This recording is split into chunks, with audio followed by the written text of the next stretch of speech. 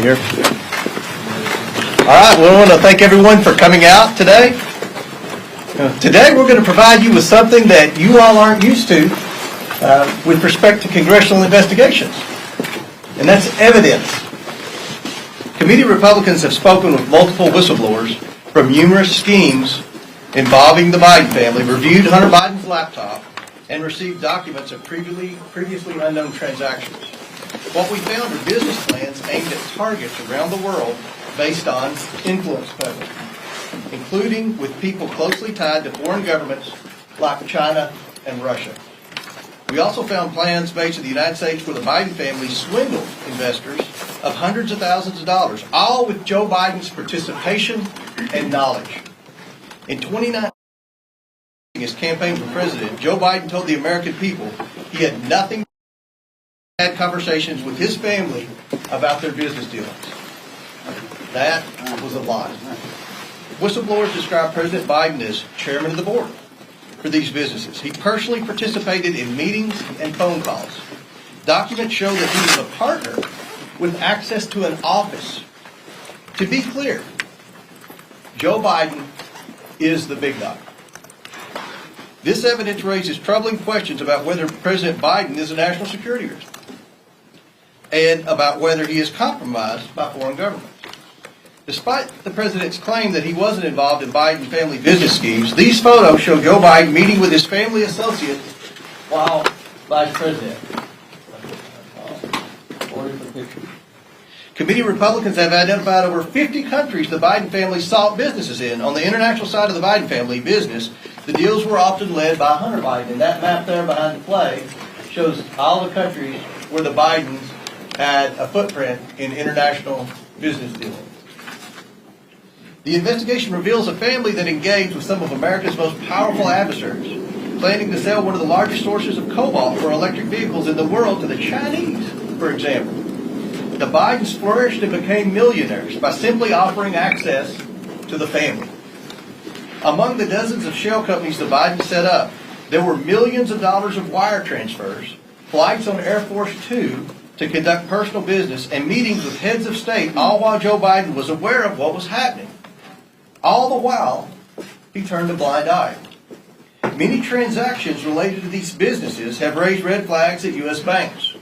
A suspicious activity report, or SAR, is a document a bank must file with the Treasury Department when a transaction is suspected to be related to money laundering or fraud or other types of criminal activity.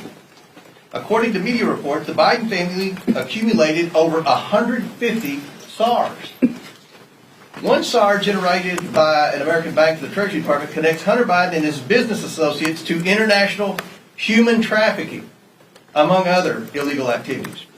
The money that was being made from foreign principals in the same room as Joe Biden was increasingly spent on furthering illegal activity. The SARs show that Hunter Biden was conducting business with suspected human traffickers. The money gained through influence peddling was funneled to a suspected criminal enterprise. Again, one linked to human trafficking. We have repeatedly called on the Biden Treasury Department to release additional financial documents to committee Republicans, but thus far Treasury has refused. We want to know what the Biden administration is trying to hide from the American people and why they are not being transparent. We also found evidence Hunter Biden sought to evade these SARs using his financial advisor, coincidentally a Clinton administration official. We will continue to pursue all evidence, and specifically the SARs and bank records in the new Congress. As part of our investigation, we have evidence that the finances, credit cards, and bank accounts of Hunter and Joe Biden were commingled, if not shared. And on some accounts, at least, red flags were raised by banks to the account owner or owners indicating suspicious or illegal activity. One of Hunter's closest associates, Eric Sherwin, was accessing Joe Biden's money and writing checks to reimburse Hunter. Sherwin arranged the Biden's international deals around the world. At the same time, he was a frequent visitor to the White House and Joe Biden during the Obama administration, visiting close to 30 times and sometimes with international business partners and Hunter, according to Hunter's calendar. Sherwin was also the president of Hunter's company and was appointed by President Obama to a position in the administration. After an apparent falling out with Sherwin, Hunter began coordinating business himself, and increasingly the deals brought in Joe Biden as a direct equity holder. One of these deals involved the sale of American natural gas to China. Evidence suggests Joe Biden had a 10% equity stake through his son. And behind Glenn and Andrew is a map from Hunter's laptop. This was a PowerPoint presentation on his laptop in Chinese that they used in working with the Chinese. Now, let's think about this for a second. At a time when Americans are suffering from high energy prices because of this administration's terrible energy policy, we find evidence that Hunter Biden and Joe Biden were involved in a scheme to try to get China to buy liquefied natural gas, and from a whistleblower to try to get their foot in the door with China starting to purchase an interest in natural gas drillers. And people are in outrage over China buying farmland in the Dakotas. What about China starting to buy into our American energy industry at a time when we have an energy crisis because of the bad policies of the Biden administration? Now let that sink in. Hunter brought in millions of dollars from this deal from entities tied to the Chinese government. In emails obtained by committee Republicans, Hunter wanted keys made for Joe Biden and Jim Biden, his office mate. He provided Joe Biden's personal cell number and called him his partner. The other partners in that deal were two people closely tied to the Chinese Communist Party. And that's behind Andy and Jim, that's the email where Hunter sent to the landlord requesting keys, and the Chinese partners were on the email, and where he said, Joe would need a key, and he even put Joe's cell phone number on there. Domestically, Jim Biden, Joe Biden's brother, used the Biden name to enrich himself in return for the promise that when Joe Biden became president in 2020, business partners would get rich by having access to a future Biden administration. By promising access to financing through Middle Eastern, Russian, and Chinese connections he made through Joe Biden, and by bringing his brother Joe Biden on the phone calls, Jim Biden was able to convince companies to give him loans of hundreds of thousands of dollars that he never repaid. The Biden administration has answered none of our requests for information regarding the Biden family or the financial transactions they engaged in. Instead, the Biden administration has spent over $250,000 to staff to, quote, deflect Hunter storage. Protecting the president's son who has committed crimes with Americans' tax dollars is a waste. The domestic and international scheme that promised access or wealth in a future Biden administration constitute fraud. And the president's participation in enriching his family is, in a word, abuse of the highest order. Rooting out waste, fraud, and abuse will be the primary goal of a Republican House Oversight Committee. As such, this investigation will be a top priority. We are releasing a report today that details what we have uncovered. We are also sending letters to the Biden administration officials and Biden family associates renewing our request for voluntary production of documents relevant to this investigation. This is an investigation of Joe Biden, the President of the United States, and why he lied to the American people about his knowledge and participation in his family's international business schemes. National security interests require the committee to conduct investigation, and we will pursue all avenues that have long been ignored. Committee Republicans have uncovered evidence of federal crimes committed by and to the benefit of members of the President's family. These include conspiracy or defrauding the United States, wire fraud, conspiracy to commit wire fraud, violation of the Foreign Agents Registration Act, violations of the Foreign Corrupt Practices Act, violations of the Trafficking Victims Protection Act, tax evasion, money laundering, and conspiracy to commit money laundering. The Biden family's business dealings implicate a wide range of criminality, from human trafficking to potential violations of the Constitution. In the 118th Congress, this committee will evaluate the status of Joe Biden's relationship with his family's foreign partners and whether he is a president who is compromised or swayed by foreign dollars and influence. I want to be clear. This is an investigation of Joe Biden, and that's where the committee will focus in this next Congress. I now turn it over to Oversight Member and the next chairman of the Judiciary Committee, Jim Jordan. Thanks, Jamie. So I would just start with this question. What part of Mr. Comer's presentation was Russian disinformation? I mean, never forget what happened on October 19th, 2020, 15 days before the most important election we have in our country. Who's going to be the next president of the United States? 15 days before that, Mr. Brennan, Mr. Clapper, and 49 other people signed a letter that said the following. It is for these reasons that we write to say that the arrival on the U.S. political scene of emails purportedly belonging to Vice President Biden's son, Hunter, has all the classic earmarks of a Russian information operation. They further went on to say, we want to emphasize that we do not know if the emails provided to the New York Post are genuine or not, just that our experience makes us deeply suspicious that the Russian government played a significant role in this case. And of course, that letter became the pretext for suppressing this story, again, just days before the most important election we have in our country. So I would ask this, was J.P. Morgan's suspicious activity report to the Treasury Department, was that just a classic earmark of a Russian information operation? How about when Hunter Biden sent the email that Mr. Comer pointed to? Sent the email asking for keys to his new office space, one for himself, one for President Biden, one for his uncle Jim Biden, and one for the emissary for the chairman of the Chinese energy company CFCC.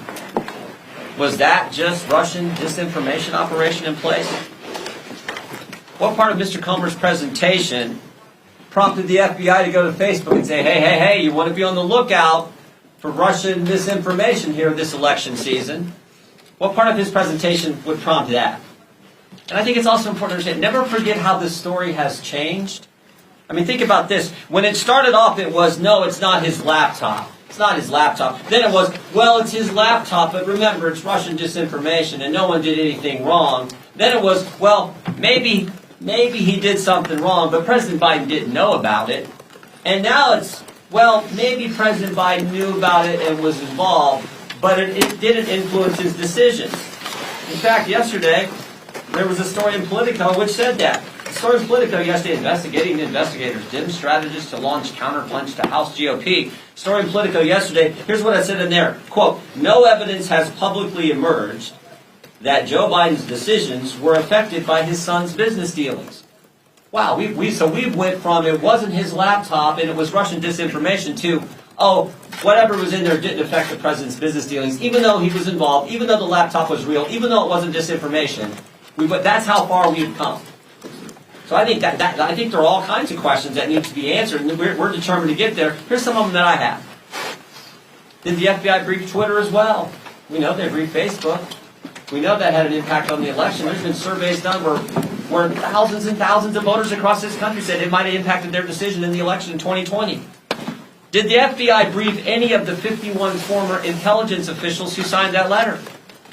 Again, that letter that became the pretext for suppressing this story. Who did the briefings? Who briefed Facebook? Here's a name that I think is interesting. Timothy Thibault. So Mr. Thibault, now remember, we just did a report 2 weeks ago, Judiciary Committee, a report that talked about the political influence and the political shenanigans going on in our Justice Department based on 14 FBI agents who've come talk to our office as whistleblowers.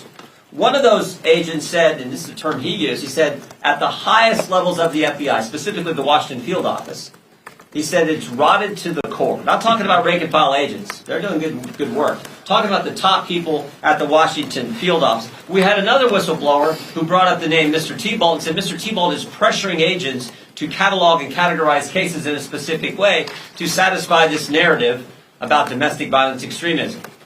But what's interesting is a different whistleblower, one who didn't come to our office, a different whistleblower who went to Senator Grassley's office, said that Mr. Thibault, by the way, the head of the special agent in charge at the Washington field office, Mr. Thibault is also the guy who suppressed information about the Hunter Biden story in October of 2020. I'd like to talk to Mr. Thibault. In fact, we've asked to talk to Mr. Thibault. Even though he said publicly, I welcome a chance to answer questions, he's refused to come in and talk to us. That's someone we need to talk to. Why has the Biden administration suddenly changed their position on suspicious activity reports? Used to be, Mr. Comer wanted to see him, any member of Congress, any chairman wanted to see him, any ranking member wanted to see him, any member of Congress, any committee, you got a chance to see him. Suddenly, no, we can't see him. I think Mr. Comer and our team at the Oversight Committee would kind of like to see the other 148. They've seen two. They'd like to see the other 148. So We're committed to getting to the truth, the facts. We think that's what the American people are entitled to. We're gonna try to help Representative Comer and the team here at Oversight with our work on judiciary, but with a specific focus on what the FBI was doing. We know these 51 former intel officials. They got security clearance.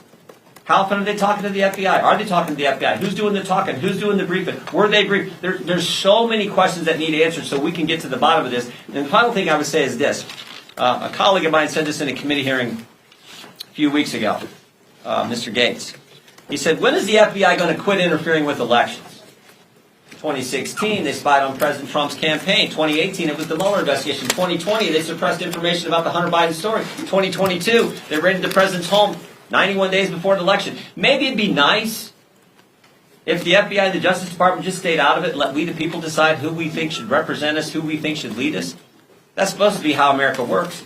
So this is the focus on the Judiciary Committee, the political nature of the Justice Department, and the linkage now to what was happening with the Hunter Biden story. Again, just 15 days before we have presidential elections. We'll be happy to answer questions. Anyone on the committee will be happy to answer questions. Yes, sir. Are you also putting the FBI on notice for not bringing, and the Department of Justice on notice for not bringing any charges? And let me be very clear. Jim said this, but Jim's going to answer that question. The Oversight Committee, we are focused on the bank records moving forward. The Judiciary Committee is going to be focused on that. And Jim's answer that question. No, we're not putting anybody on notice. We just want to get the truth. I mean, that's why we issued the 1,000-page report 2 weeks ago that talked about. So I've been in Congress a few years now. I've never seen anything like it. 14 agents come talk to us while we're in the minority about how political that place has become. Talking about the purging going. These are terms they use, not we. Purging going on, purging of agents. The pressure to categorize cases in a political fashion. The putting the threat tag label on moms and dads who show up at school board meetings. We know of over 24 parents who were investigated, no one charged. But think of the chilling impact that has. You show up at some parent's home, you talk to them because she's in the group Moms for Liberty, as an example. You talk to them. Think of the chilling impact that has on other parents. So that's what we're interested in getting to the bottom of. And the only way you can hold people accountable and hopefully stop the behavior is to present it to the country. That's what we got to do. So we're committed to doing it in an aggressive fashion, but in a way that's consistent with the Constitution. Thank you. We know that the Department of Justice and FBI has been investigating Hunter Biden since 2018. How do you know that these claims that you are laying out in your remarks today and some of the examples that you have up here aren't claims that have already been fully investigated by those federal prosecutors? Maybe they have. We don't know. And can I follow up with the map that you were referring to? When was that PowerPoint from? That PowerPoint was from what year? Do we know exactly? I think it's in your packet, but in 2017. So my follow-up there is, if this is from 2017, what is the connection to, the current energy crisis now, if that was years ago? Are you real? I mean, Joe Biden says he's going to stand up to China. Joe Biden says he's going to rewrite our whole energy policy, America first.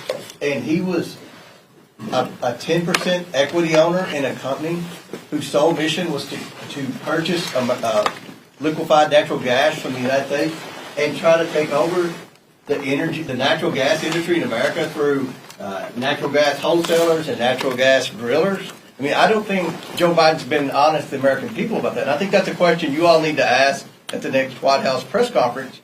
We didn't know about your involvement in a Chinese energy company. Does that in any way, shape, or form impact your energy policy? And that's something that I think every American deserves answer to, especially at a time when we're faced with record high energy prices because of Biden's energy policy. Yes. Will your committee call Hunter Biden or anybody in the Biden family to testify in an investigation, Secretary? Or yeah, we would love to talk to people in the Biden family, specifically Hunter and Jim Biden. I think the most important thing for us right now is to get those bank records. I mean, we have 2 suspicious activity reports in hand now, not because of the Biden family and certainly not because of Janet Yellen at Treasury. These suspicious activity reports are very detailed. And these aren't from little banks like in my part of Kentucky. These are Wells Fargo, J.P. Morgan. So these suspicious activity reports, and I don't think from day one a lot of people in the media understand what a suspicious activity report is. Just so you know, suspicious activity reports were created after September the 11th as a way for the government to be able to track foreign transactions into American terror cells. Over time, it's expanded to include things like money laundering and other types of criminal activity. Because when, in September 11th, remember, the banks knew that these terrorists were getting wire transfers from Saudi Arabia, but the FBI and the federal authorities didn't. So that was how these were created. Under President Bush, under President Obama, and under President Trump, any committee in Congress could have access to those suspicious activity reports. But when Joe Biden became president, he changed the rules. Now, does anyone here doubt my suspicion that he changed the rules because his son and possibly himself had 150 suspicious activity reports? Are we the only ones that find that odd that Joe Biden would change the rules when he became president? In fact, Maxine Waters had legislation to change the rules back. She didn't know why he changed the rules. And she had a bill, and part of the language in the bill was to override that rule and give Congress the access to those suspicious activity reports. I actually voted for Maxine Waters' bill because that was in there, and I don't vote for a lot of Maxine Waters' bills. Yes. Thanks, Congressman, for doing this. A question for both of you. I'm wondering if you might be able to confirm that your committees will be investigating Speaker Pelosi and the Department of Justice for their treatment of defendants jailed in connection with January 6th, a promise that potentially Speaker McCarthy made to the House Freedom Caucus earlier this week. He's the Department of Justice guy. We're focused on, you saw our report, well, maybe you didn't. I hope if you didn't, you take time to read it. We're focused on how political our Justice Department has become. It's not a question of if they're political, if they are. They're making decisions on a political basis. We're going to look at all that. What about Pelosi and the treatment of the January 6th defendants specifically? We're looking at umbrella of political operations at the Justice Department, all the way back to the very first whistleblower came to us over a year ago. About a year ago, I should say, regarding the school boards issue. So we're concerned about anything that is being done in a political fashion at the Justice Department. Because remember, you got to step back. It's supposed to be, in this great country, the greatest country ever, it's supposed to be equal treatment under the law. And when you have a Justice Department that's not following that fundamental principle I think that sets our country apart from all others, that is a major problem. So you think the January 6th insurrectionists have been wrongly imprisoned? I didn't say anything. All I said is we're going to look at the politics at the Justice Department based on the fact that we have had 14 different, actually more than 14 now, whistleblowers come talk to us. That's what we're going to focus on. And my last question is just what are the grounds to investigate? If we can keep it about Hunter Biden, this is kind of a big deal, we think. If we can keep it about Hunter Biden, that would be great. I just wanted to piggyback because she said that for January 6th, just what you're planning to do with the January 6th investigation. It seems like you guys I think that's a question. For the FBI. I think that's a question for Kevin McCarthy. That we're focused on a lot of investigations now. I've been very transparent with the media on it. That wasn't one of them, but yes. Okay, so can you kind of preview how this is going to play out? So it sounds like your focus initially is going to be on these suspicious activity reports, which you endeavor to receive somehow. Is that going to be through potentially subpoenaing a bank? And then once you receive those, are you expecting a smoking gun from that, or is that going to lead to more avenues? And then finally, what deliverable are you expecting? Another report?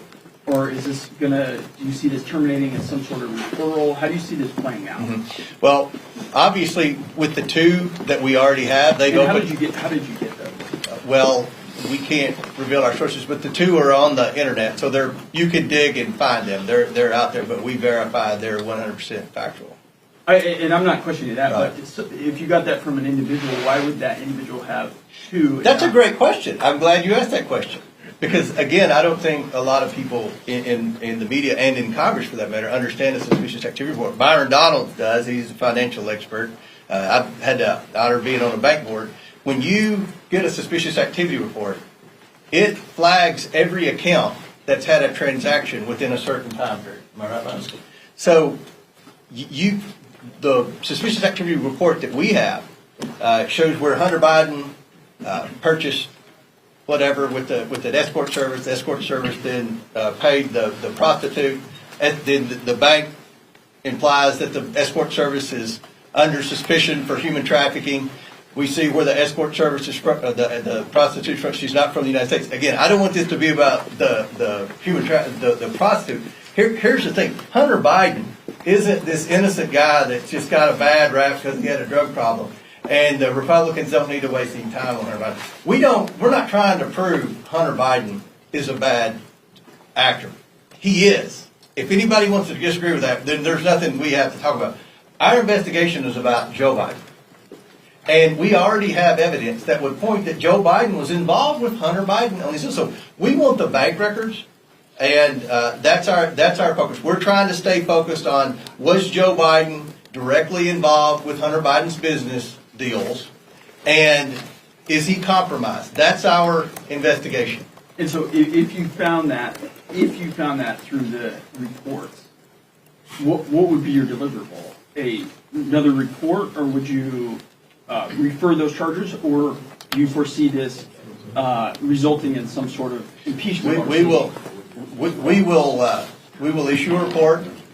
We will hand over any potential criminal activity to the appropriate authorities, and that's what we do. We investigate. No, we're a legislative body, so the liberals, we may need to change the disclosure laws. We may need to look at this investigation started because of the concern with big tech, FBI talking to big tech suppressing, throttling back information that we, the people, should have had access to when we're getting ready to make the most important decision we make as a country on who's going to lead us.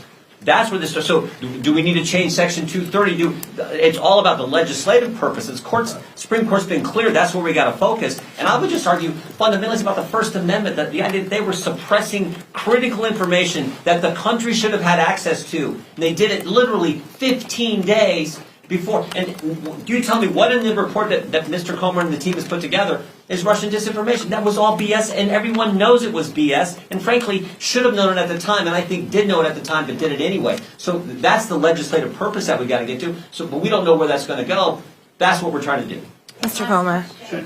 Yeah, some Republicans have questioned the timing of this. Why make this your very first visible order of business, investigating President Biden and his family? If you look at the commitment to America, there were 4 tenets of that. The fourth was to hold this administration accountable.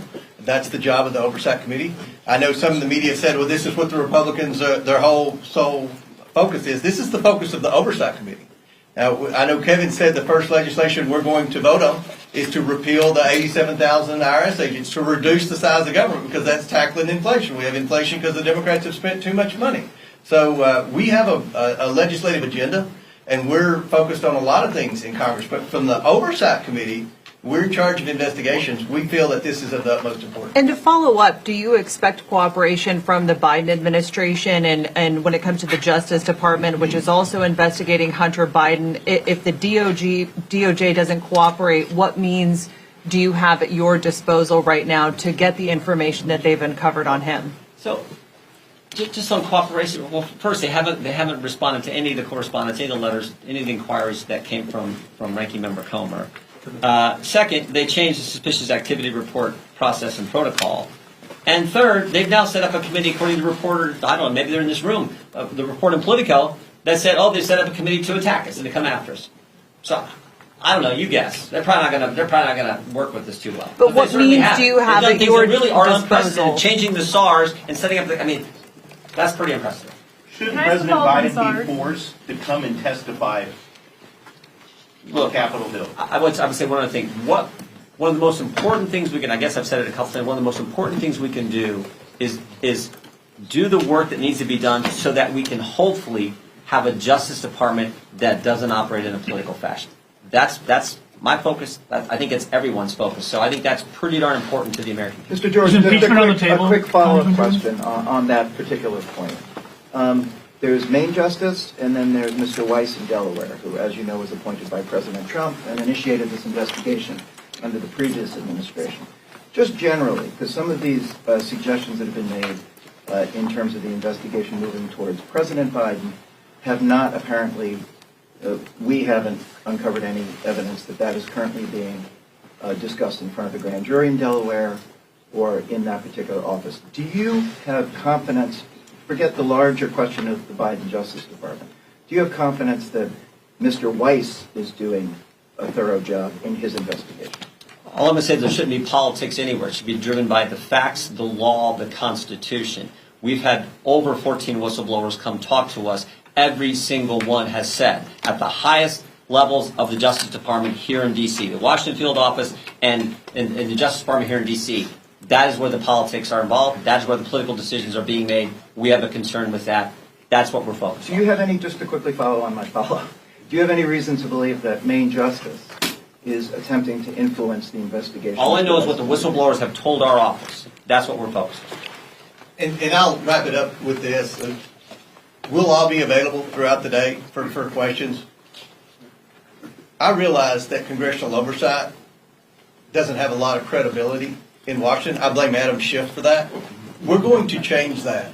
We're not going to talk about anything unless we have evidence. And that's how I started this out.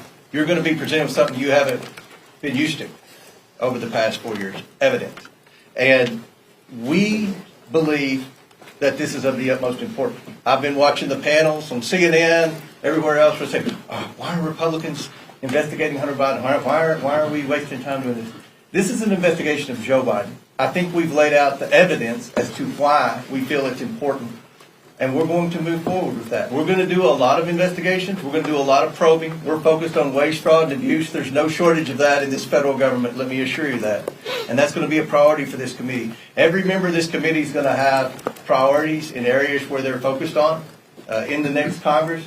And we're going to try to restore credibility to congressional investigations, and we're going to try to get the backs of the taxpayers, because the taxpayers are the one that's taking it on the chin. Catherine, I'll end with you. What do you make of the fact that the U.S. Attorney in Delaware has been investigating Hunter Biden and his financial activities for 4 years, and yet no charges have been brought? I'll say that, and then Jim can end with that. Look, the more you look into Hunter Biden, the more bad things pop up. I don't know if that's the situation. I don't know if he's getting resistance at the Department of Justice. From what I've heard, they're looking into the tax evasion. There's no question he's evaded taxes. That's why he got the Hollywood lawyer to loan him $2 million to try to get caught up with the IRS on his tax bill. But at the end of the day, we're focused on some things that I think every American needs answers to. And one thing that I've learned from talking to a lot of you off the scene here is that I don't think a lot of people realize the evidence that's already out there pertaining to Hunter Biden. And I don't think anybody realized that Joe Biden is, in fact, involved in a lot of these. He was, in fact, involved in a lot of these. So the goal from this press conference is to show you, number one, this is an investigation of Joe Biden. We're focused on the bank records. We're very specifically focused on the bank records and the bank violations. Remember, Congress used to have access to the bank violations until Joe Biden changed the rules, which that in itself should be a front page story above the fold. I'm not telling you what to do, but that's pretty odd that he would change the rules to do that. And we laid out why we think it's important. So Jim can follow up. Will you impeach Biden? Thank you.